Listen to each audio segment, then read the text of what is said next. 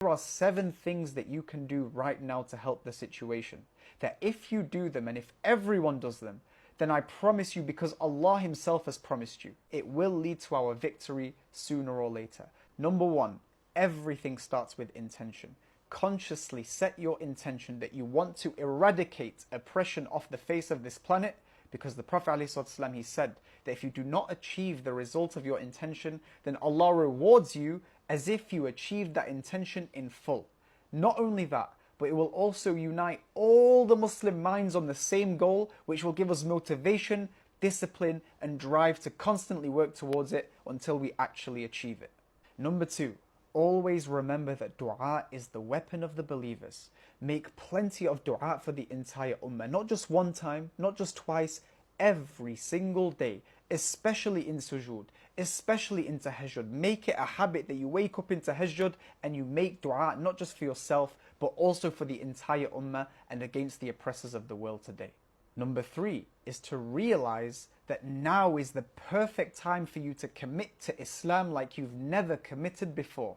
Why? Because Allah gives you a condition in the Quran where He says, "In tansurullah yansurkum." If you help and support Allah's cause, then Allah will help you and support you in return. In other words, how can you expect Allah to help you and support you in times of difficulty when you, in times of ease, forget Allah and you don't do what you're supposed to do? Guys, find the holes in your life, you know what they are, and strive your best to fill those holes by doing the right thing, doing the halal, avoiding the haram, and striving to go above and beyond. Number 4, which I can make a whole entire video about, is to study Islam deeply. There's a very, very famous quote which goes that if you want to destroy a people, listen carefully, if you want to destroy a people, then start by obliterating their knowledge of their own history. Guys, it goes without saying that the vast majority of the ummah does not know anything about our history. And in fact, the very reason why we're here today is because our enemies know more about our history than we know about our history, and so we've been able to fall into this situation without even realizing, and now we're wondering what we can do. If you want to truly implement a long-term solution, begin today by finding a way to learn more about your deen deeply, and especially your history. That is going to slowly but surely reverse all the damage that's been done up until this date. Number 5 is to realize and to know with certainty that it's not just the Palestinians that are at war, we are also at war. And this war is the propaganda war, the mind war, where we are trying so hard to spread the truth and make everyone know the truth, but they are trying so hard to silence us and put us back in our seats. From Instagram releasing updates and shadow banning people, to celebrities sharing nonsense about Israel, to the media pushing lies and propaganda. It's a war. And like with any war, action point number 5 is to remind you to keep fighting it no matter what, and to never give up. Keep making your voice heard. Keep sharing, keep telling people, keep making the truth clear. Otherwise, if we all stay quiet, then the brainwashing will continue and they will be able to achieve their greater goal once everyone is on the same page as their lies and their deception. Number 6, apply pressure on all the leaders of the world today, both in the West and especially in the East. Petition, rally, make your voice heard. Go out and do protests and don't commit any haram in any of them. Make sure you stick to the commandments of Allah when you do these things, but speak up against these leaders and corruption that they're causing. There are literally countries out there that are facilitating innocent civilians from being trampled on and obliterated.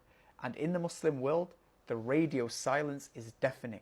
It's time to hold them to a higher standard. What are they doing to help our own people? Our own blood is pouring and no one is saying anything. And it's time for us to make this known both in the East and the West. Keep making your voice heard in any way you possibly can and use wisdom and understanding. And finally, number 7, which I said at the beginning of the video is the most important one, is please Muslims, stop arguing. Unite with each other. We are fighting a greater evil and we need each other's support.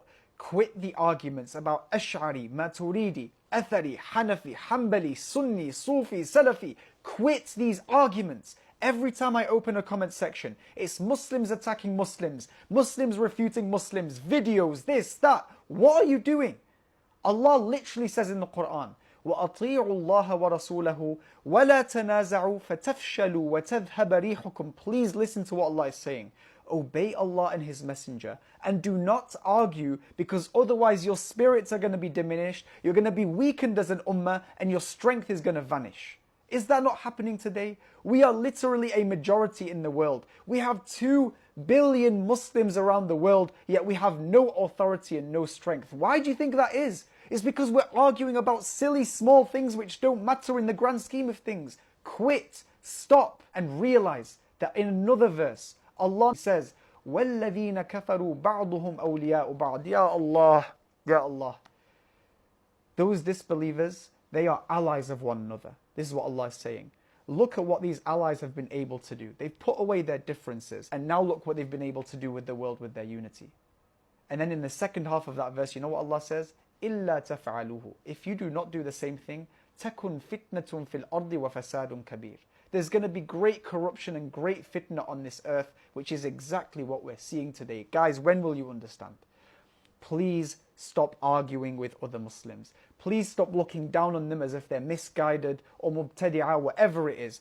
Please put away the differences, unite, learn to love one another, because it is essential if we want to achieve any victory in this corrupt, disgusting world we live in today.